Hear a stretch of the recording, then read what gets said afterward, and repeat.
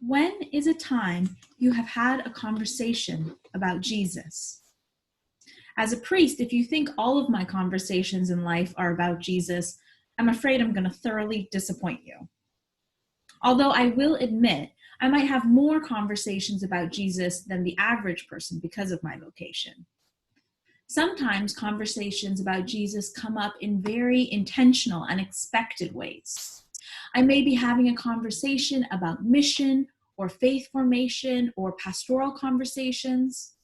I might be speaking with parishioners of Trinity-St. Paul, my colleagues, members of our community, or even my family and friends. If I'm wearing my clerical collar, a conversation about Jesus is not entirely surprising. However, that doesn't mean that these conversations can be any less nerve-wracking. I used to be very nervous talking to people about Jesus and my faith. For a long time, these topics seemed very personal to me and felt far too vulnerable to talk about in passing with anyone. I was constantly afraid to say the wrong thing, to not know enough, to not speak well enough, to say too much or to say too little. I was afraid of being judged.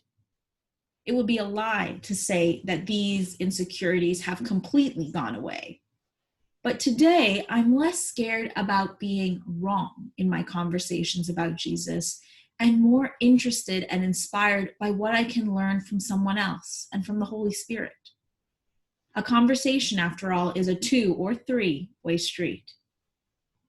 A time I had a conversation about Jesus that I often think about is the first time I participated in the National Bridal Show. I was getting ready to begin my first year as a seminary student, and a priest had asked me to help her organize a booth in the National Bridal Show, a wedding trade show that's in Toronto.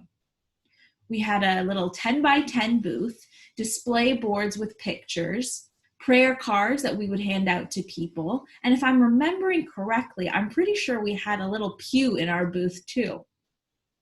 We were there to talk to people who were preparing for marriage about the role of the church, not just in their wedding day, but in preparations for it and life after it.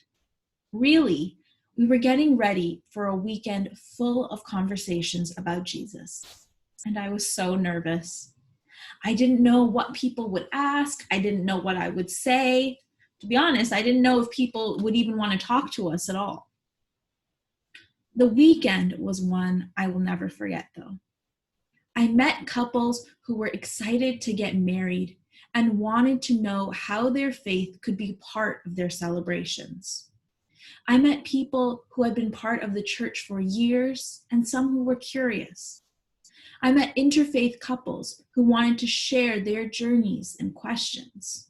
I met a surprisingly large number of people who joked with me about turning water into wine at their receptions, just like Jesus did. I met mothers and fathers of brides and grooms who wanted to pray for their children.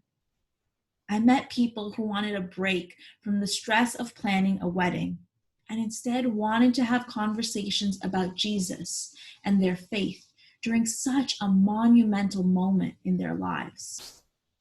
It was an honor to connect with all of these people, and in having vulnerable and honest conversations about Jesus, I saw the living Christ over and over again. Conversations about Jesus can be exhilarating, scary, fun, vulnerable, and so much more. This is faith.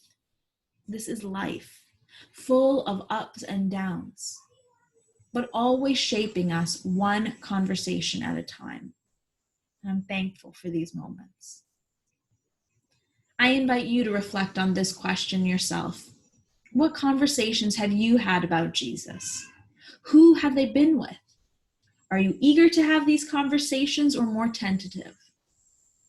How have they shaped you? As you explore this for yourself, I would love to hear your midweek musings.